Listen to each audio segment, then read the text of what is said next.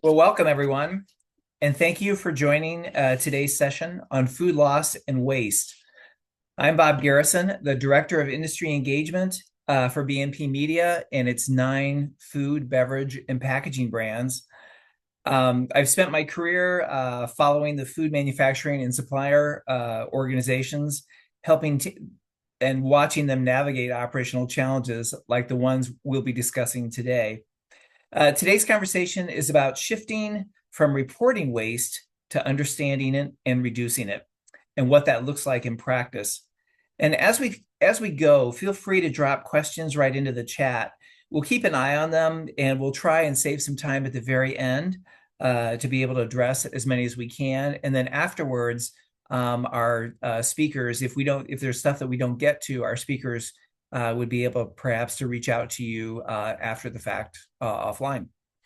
So to help us unpack this, I'm joined by 2 experts working directly in this space. And I would like each of you to introduce yourselves and talk briefly about your role and your organization and how you're currently working on food loss and waste. So Ryan, let's start with you. Sure. Thanks, Bob. Hi, everybody. Thanks for joining today. My name is Ryan Lynch. I lead our sustainability practice for BSI's consulting division. Apologies in advance. My voice is a little rough around the edges, so usually don't have this deep and sultry of a Lou Rawls baritone, but here we are. So hoping I'll last to the end of the call. If not, my co-panelist, Kristen, will be doing double duty as BSI and ReFed. So get ready. So a little bit about BSI. BSI is, I think it's a pretty interesting organization. BSI stands for the British Standards Institution. We operate as the national standards body in the UK, which means we act on behalf of the UK government in delegations through ISO, the International Standards Organization. And in that role, we convene a pretty wide range of stakeholders in the early stages of emerging issues to gather input and develop best practice that manifests itself in the form of frameworks, guidance, standards, ISO standards, many that you're familiar with.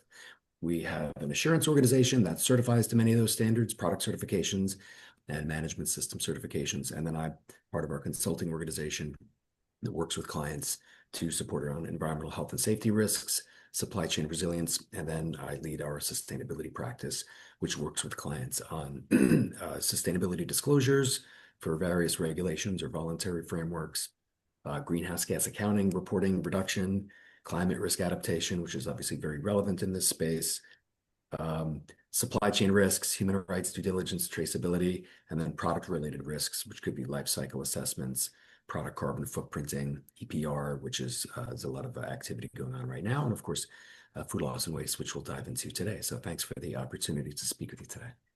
Yeah. Kristen? Thanks, Bob. Good to be here. And yeah, thanks for having us and for hosting this discussion. I'm Kristen Lee. I'm the Director of Business Initiatives with ReFed. And ReFed is a US-based nonprofit, and we work across the supply chain to solve food waste. And we're kind of a mix between a nonprofit and a think tank. We try to, convene and collaborate across supply chains and sectors, really serving as like a driver and a connector for this big tent of solving food waste here in the US. We know that food waste is a systemic problem, so there's not one solution, there are many across many different types of organizations, from businesses to funders to policymakers, researchers, and consumers as well. So we really just work to advocate for solutions adoption for data-driven food waste solutions that we know work. Yeah. I've been with ReFed for about a year and a half. Prior to that, I worked in corporate food service operations for contracted food service. So for both Aramark and Compass Group, working on large tech or like business and industry accounts like Nike and Google. And in my role with ReFed, I support the U.S. Food Waste Pact, which is a national voluntary agreement that helps food businesses meet and exceed their sustainability and food waste reduction targets. And yeah, so we really work with waste generating businesses to collect and analyze their data and bring them together in multi-stakeholder convening. So we'll talk more about that. Yeah. Okay. So today's discussion, I think, will cover like 5 distinct areas as we get going. And we'll start with number one, and we'll start at a high level. Across the industry, there's growing pressure to report on food loss and waste, whether that's regulatory, customer driven, or tied to sustainability goals. But reporting alone doesn't solve the problem. So my first question is, where are you seeing companies get stuck when they focus primarily on measurement instead of understanding what's actually driving waste?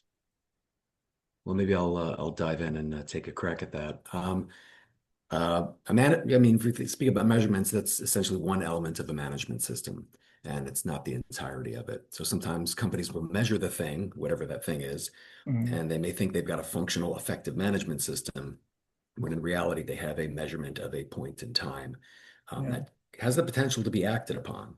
Another mistake companies sometimes make when they're embarking on something like this is to want to skip past a deeper reflection on where the work could be aligned with broader company commercial and operational strategy, or where there's opportunities where the work might be able to create value. Sometimes this is a result of organizations that kind of want to check the box and get it out of the way, as opposed to using it as an opportunity to drive value. Um, Ultimately, if the end result is to produce a disclosure that gets a regulator off a company's back, then the work will focus on gathering the data and reporting the results as the end point and kind of leave it at there. Sometimes when companies are just getting started with this type of reporting exercise, um, there's a lot of work just to be done to, figure out where's the data, how do we collect sufficient data that's representative, what's the appropriate level of quality of data and the quality review of that, et cetera. Ideally, once companies get past their first year or two of reporting, they're able to move beyond the loop of just I'm collecting and reporting data, and that's the end result. But they're able to align it a bit more with what the company's built to do. When we work with our clients, we're typically trying to start the entire effort from the earliest stages of um, identifying where's the sources of value, what's the bigger picture strategy and objectives of the organization, lay out a long-term roadmap to continue to deepen that impact over time, even if that first go around is simply to lay the foundation for data collection and reporting. And ideally, once companies are past that initial formative stage, they've developed the skills and the systems to go along with the longer term ambition of driving value.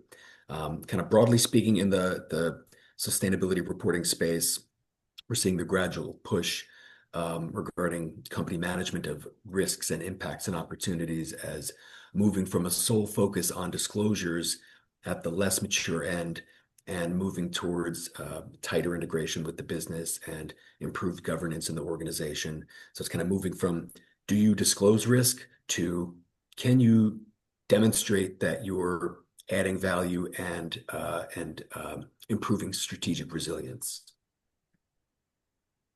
Yeah. Kristen? Yeah, in my experience, it's actually pretty unusual for a company to be measuring food waste as a first step or in a way that kind of precedes acknowledgement of food waste as an issue or setting targets or like Brian was talking about, kind of incorporating into larger organizational strategy. And many times we see that a company acknowledges food waste is an issue. They incorporate that into a strategic plan or a sustainability plan, but less frequently do they have like a quantitative reduction target or a measurement plan behind that.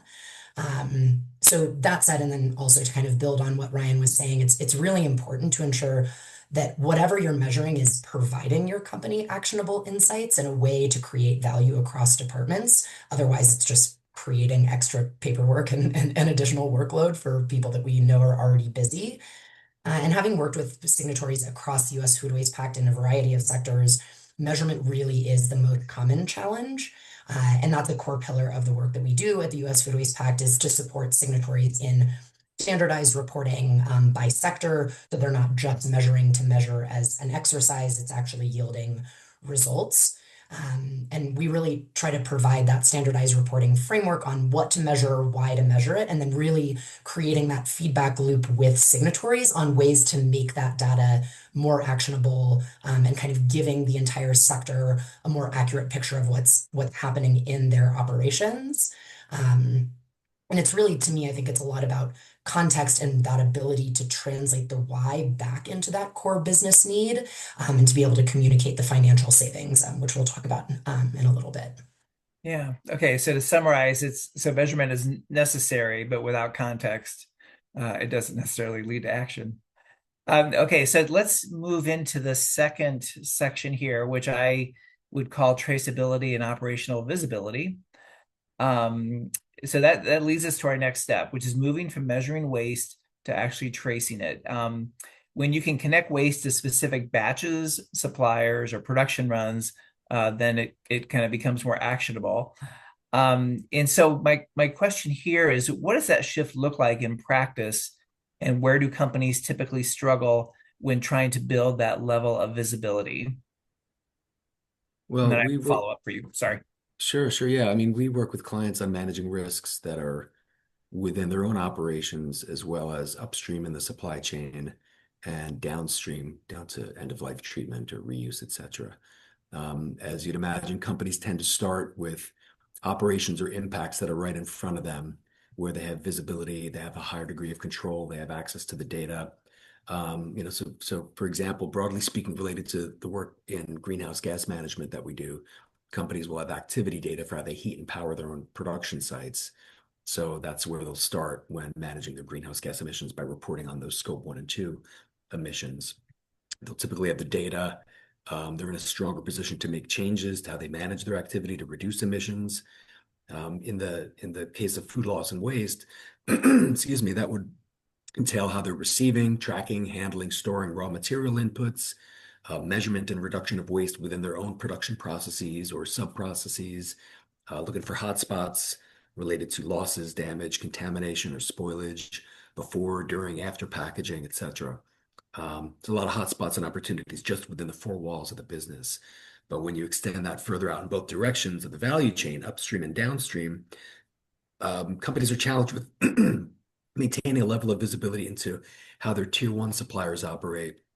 That extends even further upstream into sites beyond tier one, where there may be material risks, but not necessarily a direct relationship between the buyer and the raw material supplier. So we see that challenge with issues related to human rights abuses, exploitation of foreign migrant workers, deforestation, traceability requirements that are gradually being mandated by regulators. From a food loss and waste perspective, losses upstream can occur on the farm due to things like lack of infrastructure or management systems to safely or efficiently handle product or prevent damage or spoilage. They can occur in transit if product isn't protected from the elements or due to lack of refrigeration. Um, Although the buyer at the end of the supply chain may not be directly financially liable at certain points of the value chain, there end up being direct or indirect impacts that increase the cost of goods or have the potential to impact continuity of supply. Broadly speaking, the challenge with managing supply chain risks is related to scale, variability, and the level of control or the influence that the buyer has. So from the challenge of scale presents itself through large scale supply chains that are difficult to manage simply due to the number of stakeholders and nodes in the network and the volume of work to be done related to anything. The issue of variability comes in the form of different risks or impacts that impact different commodities or regions. So it's a challenge to prioritize. If I have a lot of activity, where do I focus my resources based on the nature or the extent of the risk or the impact associated with a process, a type of supplier, a region, a type of commodity? And from a control or an influence perspective, when dealing with like large scale supply chains, companies could be exposed, but they don't necessarily have the direct control at a site level or a supplier level to implement management systems, hire, fire, invest in infrastructure, et cetera. Kristen, anything, what would you like to add there? Yeah, I mean, Ryan touched on a lot of really important pieces. Obviously, modern supply chains are incredibly complex, and waste happens at all nodes of the value chain and sometimes for very different reasons.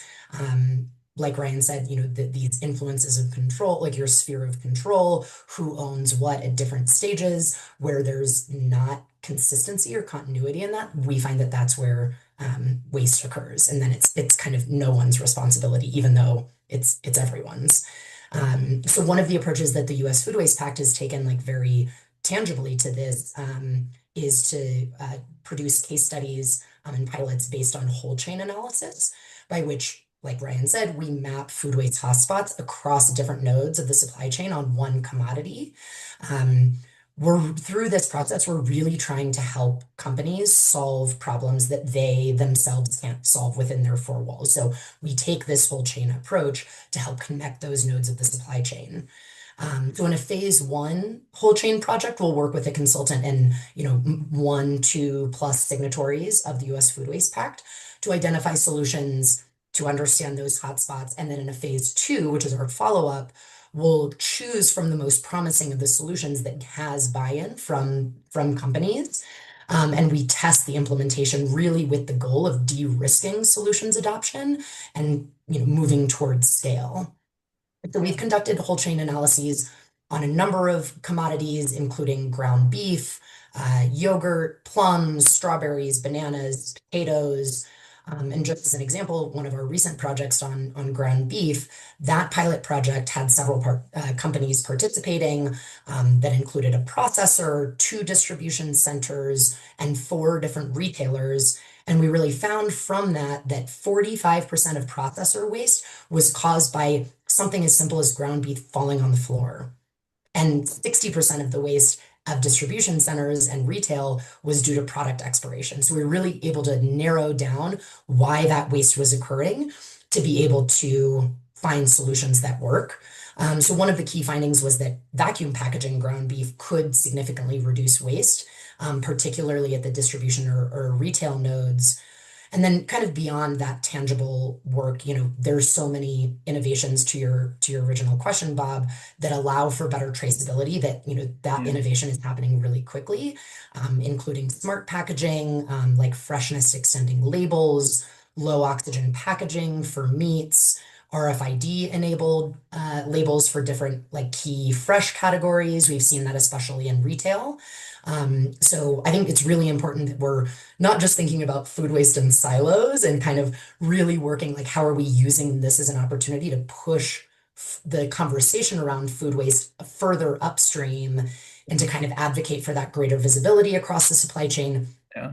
Ryan's point, closer relationships with buyers and suppliers, alignment of food waste reduction as a priority for organizations across that value chain, and kind of to really push for a collaborative approach to solving these systems problems. Yeah, that was Ryan, that was my follow-up in this area, and which is, are there specific tools or processes that tend to unlock visibility faster? Well, Kristen mentioned a few Yeah. kind of from a tech perspective, but I guess I'll geek out on the standards as BSI. It always gets me excited when people say that they're excited about standards. Kristen made a comment the other day. I was like, wow, somebody else is excited about standards. So that's great. But there's good practices in the form of tools and frameworks and guidelines. Broadly speaking, people think standard equals certification, and in many cases it does, but the majority of standards are actually that are written through ISO or national standards bodies like BSI are written as guidance frameworks. So from a consulting perspective, we're looking at where can there be credible frameworks to plug into the clients that we work with to build their practices off of, regardless of whether they're getting certified or not. So that's sort of, I see these as a lot of good opportunities of what good looks like that's already been defined through consensus. From a food loss and waste perspective, there's an upcoming ISO standard, ISO 20001, that will be issued in the not too distant future. That will be providing pretty explicit guidance on developing a food loss and waste management system. I think that'll be a really good resource to provide a lot of direction to a range of actors in the food sector, at multiple points of the value chain. Broadly, there's things like the ISO 20400 is a sustainable procurement standard. My team and I use that a lot. That's designed to really cover a wide range of risks and impacts based on what's relevant and material to the company adopting it or implementing it. And that can include food loss and waste. A lot of the principles are transferable. And also, since food loss and waste results in second order impacts, it then intersects with other standards and voluntary frameworks. So there's an ISO circular economy standard, there's voluntary disclosure programs like CDP, there's just the entire net zero target setting process that companies go through, which is defined with frameworks like Science-Based Targets Initiative. There's also an upcoming ISO net zero standard that will be out for comment over the next few months. So plenty of plenty of good practice that's been documented that's accessible to people that want to dive into this subject. Yeah, yeah. Okay, so let's shift into I'll move into our next section, with section 3, which I think of as like target, measure, act framework, and kind of ground our conversation in frameworks that companies can actually use. You've both worked with organizations, trying to move from insight to action, and now let's talk a little bit more about how that happens. Can you walk us through the target, measure, act approach and how companies can apply that in practical ways? Sure. Well, maybe I'll start broadly because I know Kristen's going to do a deep dive and she knows this Okay. really, really well. And maybe this is a little bit abstract as well. From anybody in the audience's perspective, I think there's no process or function within a value chain that exists in a vacuum. So, you squeeze the balloon at one point and it sort of changes things laterally or upstream or downstream. So decisions or changes at one point inherently impact things in other points of the chain or in the network. So if we think about your question in the context of a food value chain, that presents itself in the form of controls that are necessary and opportunities to engage upstream with farms, warehouses, transportation nodes, processing sites. Closer to home, if you think about operations gate to gate within your own span of control, there's opportunities to identify waste hotspots. When it comes to downstream, oftentimes organizations think that they've sort of lost control once a product leaves our facility, but upstream decisions related to things like packaging, materials, etc., can have a significant impact to downstream outcomes, such as spoilage, life of the product, not even to mention the environmental impact of the packaging itself, which is getting a lot more attention with things like EPR reporting requirements. Another example of downstream impacts are related to end-of-life treatment of waste from our own sites. So that gets into thinking about food and potential waste as a system, like we're describing here, and not as something that's a single place or a point in time. If you're not familiar with the EPA's wasted food scale, it's a really good resource that you want to dive into. It provides a hierarchy of options to manage food waste. So, the highest point in or the most preferable activity is focusing on preventing food waste. So simply avoiding producing the waste in the first place by producing, buying, or serving only what's needed, or addressing some of those hotspots that we've begun to discuss. The next option in the scale is, if you're absolutely unable to avoid food waste, is to donate or to upcycle. So that enables you to feed people who are in greater need and sort of addressing a sort of a tangential social need. At the next level of the hierarchy is to feed animals. And also at the next level of the scale is to leave food unharvested, which obviously is specific to growing operations.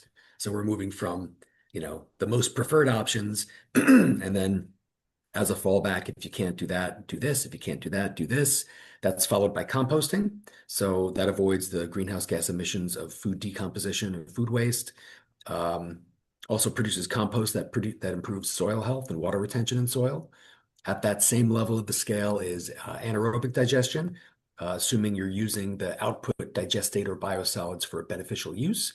And then you go down a level in that scale and you've got anaerobic digestion, but without that beneficial use of the output, which is essentially just disposal of the output as opposed to, applying it to crops or energy production, etc.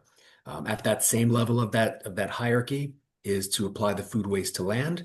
And then lastly, if you can't do any of those things, you can't avoid it, you can't find beneficial uses or repurposing of the food waste, then it's to simply send it down the drain, landfill, or incineration, even with or without energy recovery. And particularly with landfill and incineration, they come with their own negative environmental impacts. So yeah, with all these examples, trying to highlight if you're thoughtful with upstream decisions and activity and processes and management systems, gives you the opportunity to reduce waste as well as the costs associated with that waste, but also to support second order social and environmental impacts downstream. Yeah. Go ahead, Kristen. Your take on that?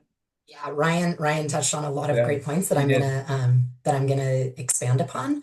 So the U.S. Food Waste Pact, we utilize the Target Measure Act framework, which is a common global framework that's used by 8 other countries that also have national voluntary agreements to reduce food waste. So we're a part of a global food pact network that includes countries like the UK, the Netherlands, Indonesia, South Africa, Australia, New Zealand, Mexico, and the newest addition is Brazil. So they just launched their Food Waste Pact in October. So on I'll kind of walk through step by step. So on the target piece, within the U.S. Food Waste Pact, signatories commit to at least an internal food waste reduction target. This used to be something that was required for us. However, we found in the last year that this was really a significant barrier to companies joining the U.S. Food Waste Pact. Therefore, a public facing target is, while it's preferred, that's not a requirement to sign on. Um, so on the measurement piece, signatories commit to annually measuring and reporting food waste reduction data through the ReFed Insights Engine Pro platform. So that data is aggregated and anonymized. There are different reporting thresholds that we have to meet by different sectors. So that's determined by the sector themselves to assure anonymity before anything's published in a publicly facing manner. Currently, we have 2 national data sets that we publicly report on. So that's US grocery retail and US food service, specifically the business and industry or corporate food service segment. And on the ACT piece, signatories commit to taking action to reduce their food waste within their organization, to divert food waste with an emphasis, really, like Ryan was saying, on prevention. They commit to sharing their existing food waste practices, creating implementation strategies for prevention and diversion, if those don't already exist within their organization. And finally, they commit to collaborating with other public or private partners, and they do that by attending and contributing to quarterly multi-stakeholder collaborative convenings. So we host both topic-based working groups, industry-based sector summits, and then finally participation in feedback on intervention projects. So what that might look like in practice is, a national manufacturer signs on, they have an interest in supplier engagement, for example. So they volunteer to co-chair our supplier engagement task force. They participate in a quarterly food recovery working group and a producer, manufacturer, distributor sector summit. So those actors along the supply chain getting together and sharing those common challenges. They might report their data through ReFed's Insights Engine Pro, which then provides them a prioritized list of food waste solutions to implement along with cost data, tons diverted, reduced, diverted water impact metrics, greenhouse gas impact metrics that they can use for reporting. That manufacturer might choose to participate in a whole chain pilot project that maps, I don't know, potato supply, like frozen potato losses across the supply chain with other signatories. And then they might present at our annual ReFed Solutions Summit, which is coming up at the end of May. Shameless plug. Yeah, and I like how Kristen's describing kind of this whole systems approach and how the pact kind of pulls all these different stakeholders together, acknowledging that one organization isn't able to, fix the entire value chain by themselves. When I think about like what a good management system looks like, because that's, sort of stuff we eat and breathe in the BSI world with, the standards that we develop.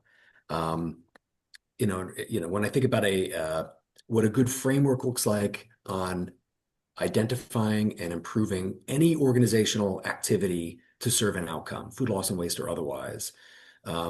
It's typically consists of a few elements. And we use a simple framework when we're working with suppliers, for example, to tackle different issues, to think about, all right, what's a kind of a thinking process to go through to ask yourself, where's the system breaking down? So we're not just sort of looking at the end result and trying to fix that, expecting the entire system to be fixed, or pointing to a single employee and saying, well, I guess that person screwed up. So, it's their fault. We really try to think about where's the system failing. So when I think about what a good management system looks like, we've got policies and procedures, we've got communication and movement of information through the system. There's skills and enablers, there's measurements, and there's governance and continuous improvement. So if we circle back to each of those, from a policy perspective, have we defined what good looks like? And has this been adopted and endorsed by leadership and advocated by leadership? So this is, sort of thou shalt or thou shalt not. The next level from there are procedures. So what are the work instructions or SOPs, et cetera? So the difference between a policy and a procedure is just the level of granularity. One is intended for leadership to sort of state what the organizational values or intent is. The procedures are really on the ground, granular work instructions for operators to describe how to carry out their work in a way that's consistent with that policy. So that's sort of the what. The next I described is around communication or flow of information through a network. So if we think about from the policy or procedure perspective, we've got the best SOP in the world, but if it hasn't been cascaded down to the workforce, then it's not really sort of serving a function. But it's more than just sort of telling workers what to do. It's also communication from the work floor up to leadership. So we understand the day-to-day operation. It's also how information flows across functions. So if we think about, the entire process of accepting an order and making sure we're staffed appropriately and making sure we've procured enough raw materials and making sure we have operational capacity and packaging, et cetera, and how that's tied to sales and marketing.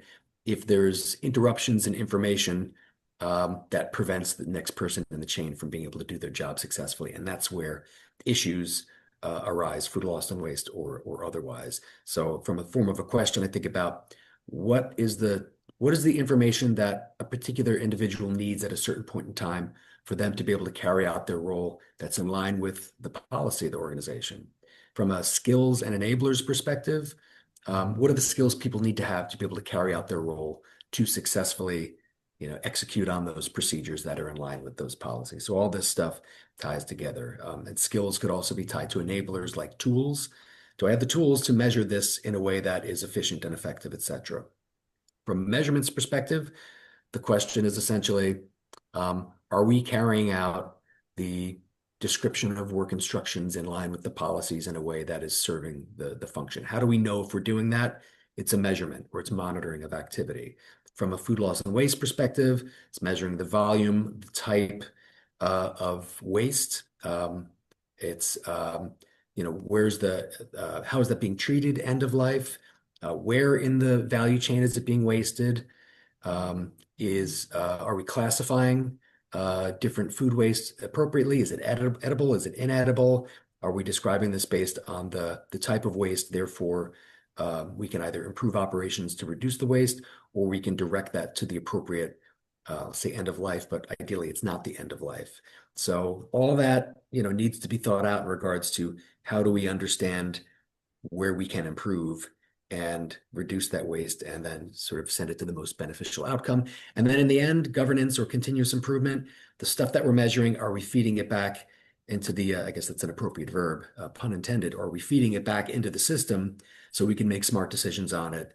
And does leadership have a line of sight into that so they can invest in and endorse appropriate changes to continue to improve and reduce that waste and improve our positive impact and ideally add value to the organization. Yeah, good points. Good points. I'll hit pause just for a second, and we're already flying by here. We have about 25 minutes left, and I'll encourage our listeners to enter some questions if you have any into the chat, and we'll address those questions as we get near the end. I know these guys have quite a bit to say, and we still have two more sections to talk about here. And so the ACT piece is often where organizations stall because it requires coordination and follow through across teams. And so the fourth section that I wanted to explore is turning insight into action. And once you've identified where waste is happening, the real question becomes, what do you do about it? And So, what are some of the most effective operational changes you've seen companies make once they have better visibility into food loss and waste? Well, some of the items that Kristen and I are both describing, um, we're looking at this from a system perspective. It involves engagement across functions, um, engagement up and down the chain of command. It needs to be something that's embedded in budgets, needs to be tied to targets, needs to be tied to incentives. I think the challenge with driving this type of change is the need to do it at scale, but also at like a substantive level of depth. So that level of detail at the operational level that requires buy-in and input from the ground level, not just do this and the business will carry it out. So there's an acknowledgement of, people are executing this. There's a people and a change management piece here. It's also an acknowledgement that change often results in unexpected second order impacts because functions or processes don't, like I said earlier, they don't exist in a vacuum. So when we're coordinating large scale programs to embed these types of systems and practices at company sites or in company value chains, there's work that is driven from the top down, but there's also, to do it successfully, there needs to be work that's created and designed and driven from the bottom up. So, for example, the top-down element involves senior leadership advocacy, budgeting, endorsement of policy. We do this related to food loss and waste, but if you blow this up even bigger, to all business activity that produces greenhouse gas emissions, which is a lot, in that case, we're setting targets, getting leadership buy-in, we're cascading allocated emissions and reduction targets down through the business. But that's kind of the easy part because it's generally a smaller group of stakeholders who are involved in, setting the targets and making commitments. Although that's typically pretty hard because just to get leadership attention and buy-in, there's challenges with that. But if we stop there, kind of just gives you a glorified policy and a target that you're not likely to hit. I think the real work with this type of large scale change involves engaging a wide range of stakeholders across functions and across sites to support their efforts at building operations level improvement plans. I think that's necessary and valuable for a few reasons. First, it holds a wide range of individuals accountable for designing and implementing the changes needed for success. And it prevents this from being an effort that just a small group of people, a few cubicles down, that are in a single function care about. So it really needs to be embedded in the work and in the incentives of a lot of individuals. Secondly, if people are involved in designing the change, they're less likely to resist. So that change management piece I described earlier. And then thirdly, people who are involved in direct operations of the business understand the nuances and the details on the ground of their unique piece of the business that they have the remit over much better than somebody distant assigning a target, whether that's coming from headquarters, whether that's an outside consultant. There really needs to be a detailed understanding of the the first and second order impacts to the business or opportunities, which you'll only get from the people that have that close proximity to the business and their experience. So there's just simply in a better position to design more effective fit for purpose solutions than people who are less familiar with like the guts of the business operations on a day-to-day basis. Kristen, any examples that you can share? Yeah, absolutely. So I want to build off of Ryan's last point. So in the last year, the Pact published this really impactful open source employee engagement toolkit that I'm really proud of. I can't seem to find a way to drop links in the chat to the audience, but I'll make sure to include all of those links in a follow-up email. But we've found, like Ryan said, that one of the most effective and sustainable strategies to address food waste on the ground is to really leverage the power of frontline employees and their perspectives. And when employees are actively involved in those efforts, when they're asked their opinion, businesses really can unlock many more innovative solutions, improve their operational efficiency, and really drive that culture of sustainability. And so while we had the practices that we have then like since coalesced into this employee engagement toolkit, these started in the manufacturing sector because of the efficacy. It quickly spread to other sectors like food service. Retail is now interested in it. So that open source toolkit that I've been talking about features 40 plus resources, many of which are translated into Spanish. And the core of it, it features an employee engagement challenge. So for frontline employees to come up with food waste reduction solutions, Those are then vetted by management, ranked by cost and ease of implementation. And one of the things that I want to point out, and I say this having been in a corporate sustainability role myself, ideas coming from, boards of directors, leadership, C-suite, corporate sustainability teams are markedly different than those coming from those generated from frontline employees that, for example, who have been working in the same plant for 10 years and they have that on the ground perspective. Um, so a quick example that I'll give, one of our early signatories to the Pacific Coast Food Waste Commitment, which is the predecessor to the U.S. Food Waste Pact. It was a regional effort, public-private partnership on the Pacific Coast. Bob's Red Mill was one of our first signatories. They do great work, great culture of sustainability there. And in this employee engagement, like idea generation challenge, one of the ideas was, why don't we just take a screwdriver and tighten the screws on this one line a few times a day because product falls out of it? That's not something that would come up from a corporate sustainability team, right? That's something that like you need that on the ground experiential background to be able to identify. That created just that one change created a 74% food waste reduction from that single product line, which is significant. Yeah. Additionally, we've seen other manufacturing signatories that saw really positive financial and efficiency results from implementing the employee engagement toolkit. So one fruit manufacturer or processor saw a 53% reduction in fresh fruit losses from one process change, with the potential to sell that, so to create value for an additional 4,600 finished product packages. So from one intervention that came from one employee idea. So then when you think about that and you scale that across every single production facility that these large national or multinationals have across the US, those are really significant impacts. Yeah. My one quick follow-up I had here is, just related are, where do you see quick wins that organizations can start with before building a full system?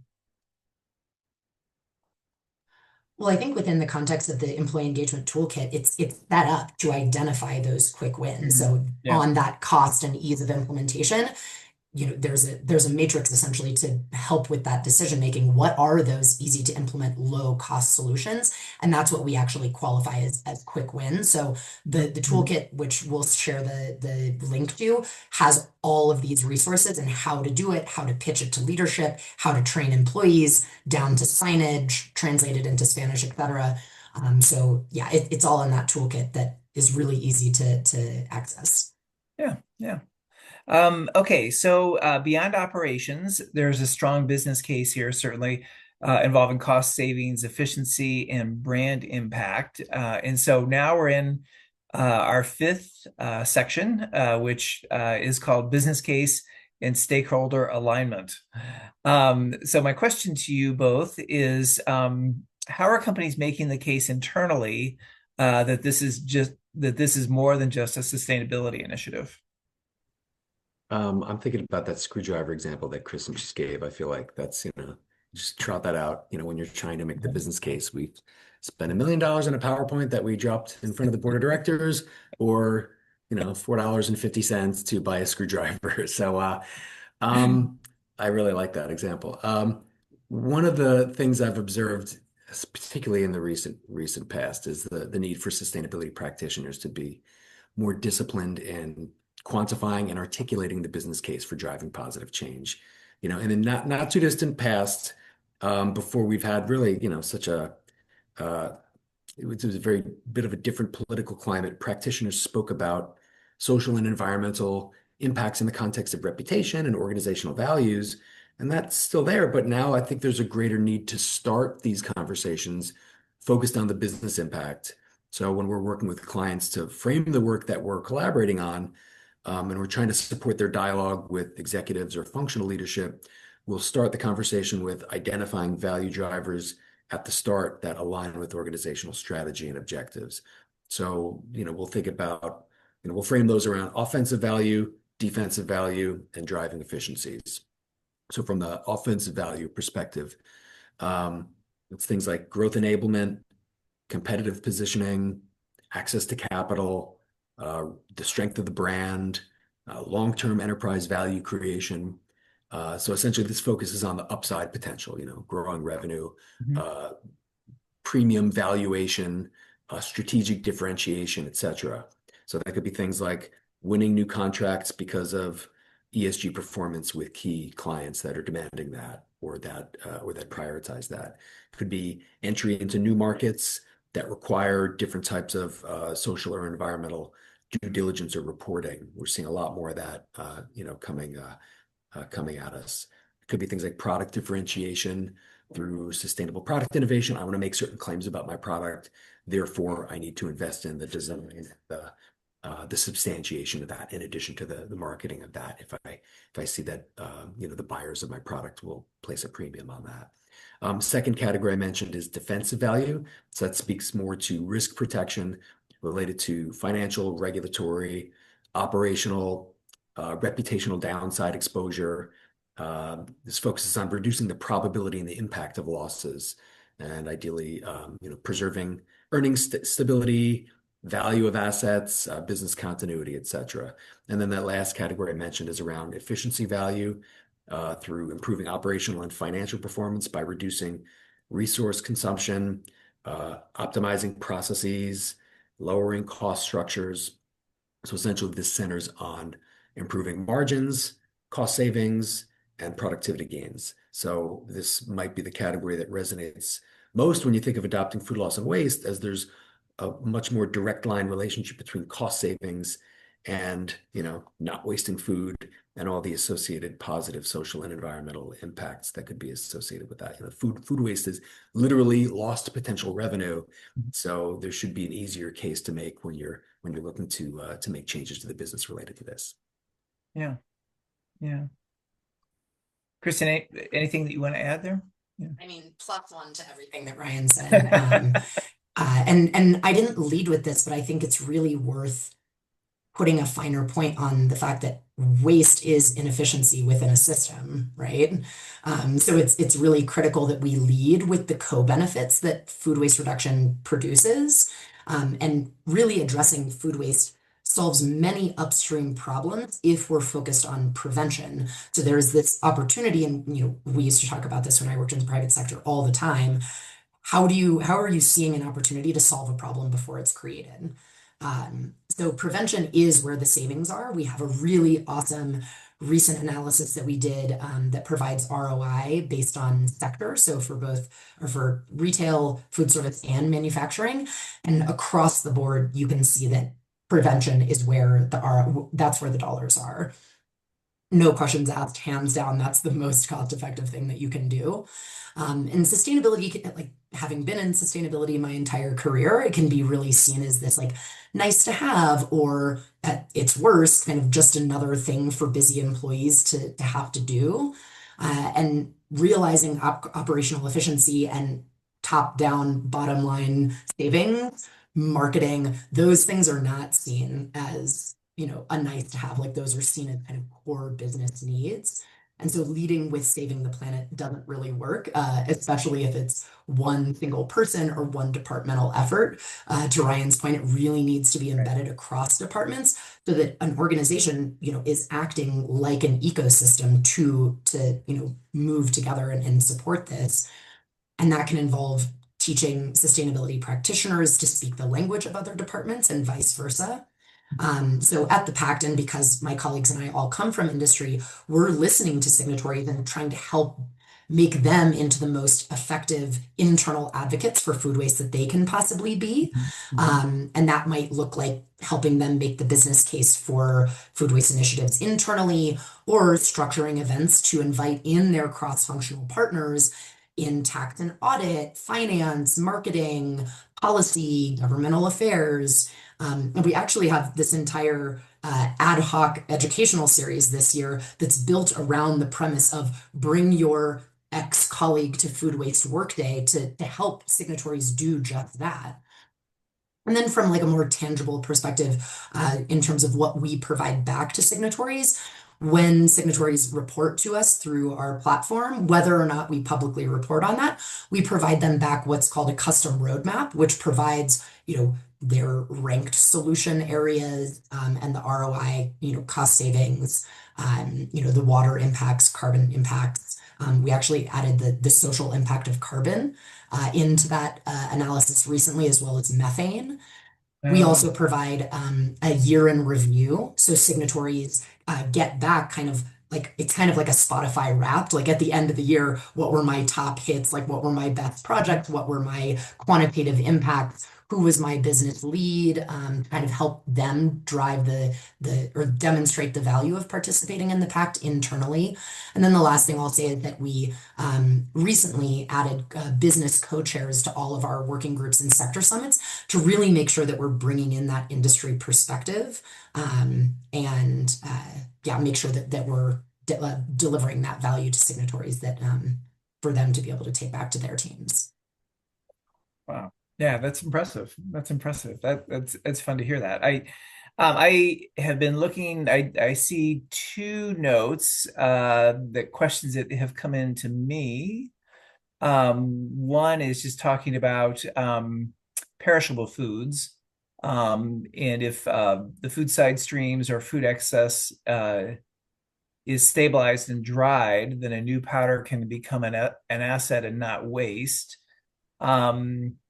Have you seen much conversation and increasing conversation related to food stabilization and drying technologies as a solution for food processors, juicing operations, or brewing facilities? So have you seen any activity in this space? Yeah, I can take that first. So I think, like Ryan was talking about the EPA wasted food scale, like how do we turn product into something that's actually, edible by people, or, in the case of, hops, sometimes that can be added to animal feed. So I think from my perspective, that's becoming much more common. There are like small scale dehydrators that can be set up on loading docks. At least when I was working in food service, I know that that's an increasingly common trend. I think there's a lot more exploration to be done in there, but I know that there are tons of operations that are really looking at that upcycling. So doing exactly what this person is describing in terms of getting food back into the food supply chain. Mhm. Ryan, have you explored this at all or heard about this?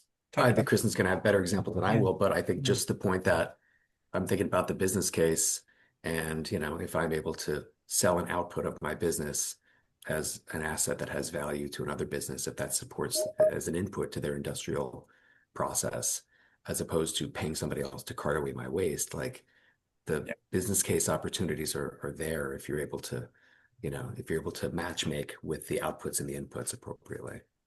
Mhm.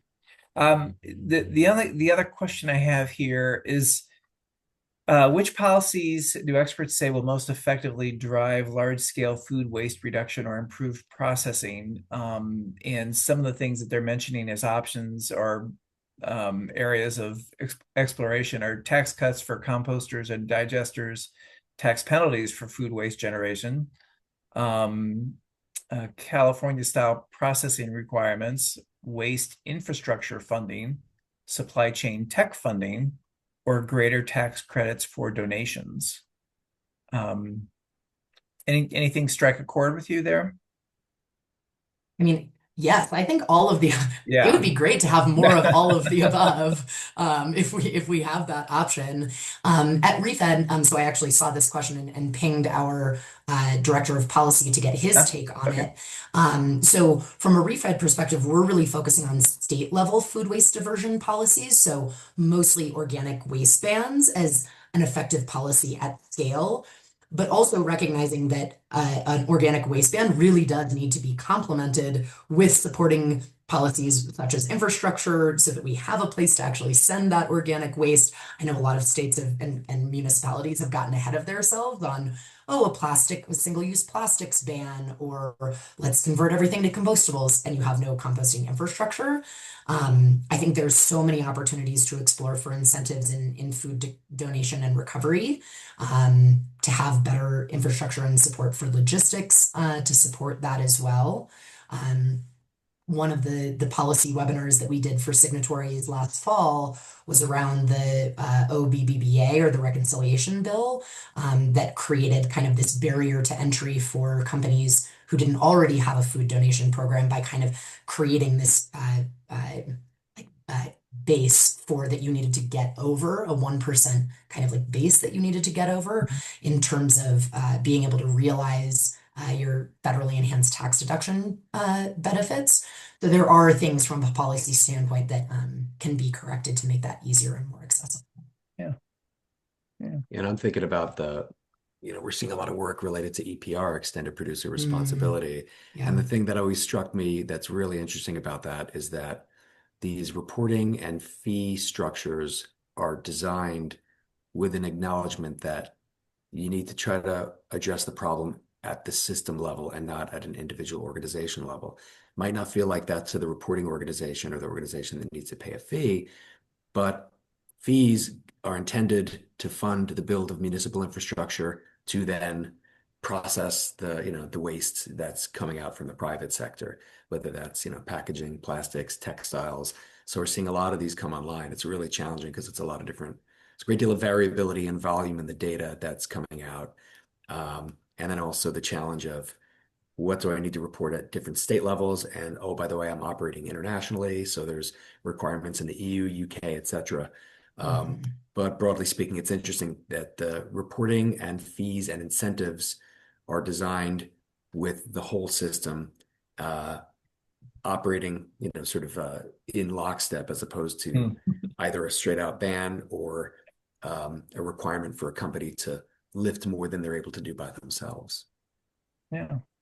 Yeah. Thank you. Thank you. I see, wow, we're at time here, and I have just enough time to share some closing comments. So I want to thank everyone for attending today's webinar. This has been tremendous. And thank you, Kristen and Ryan. Thank you both for some very practical and insightful discussion, and to give everyone kind of a clearer path from all the way from reporting to real operational action. To everyone who joined us, thank you for being here, as I said, and thanks for great engagement in our chat. A recording of today's session will be available for members on FPSA Connect. So feel free to revisit this or share it with your teams. And before we wrap, I also want to highlight a two-part webinar series coming up next week, focused on tariffs and trade. The first session will cover how companies can pursue legal avenues for tariff refunds, which is very practical and actionable. The second webinar will take a broader view, looking at recent trade policy shifts, emerging trade trends, and what those changes can mean for companies navigating today's global economy. So we hope you listeners will join us for both webinars next week. Thanks again for your time today, and we'll see everyone at an upcoming FPSA program. Thank you. Thanks for having us. Thanks.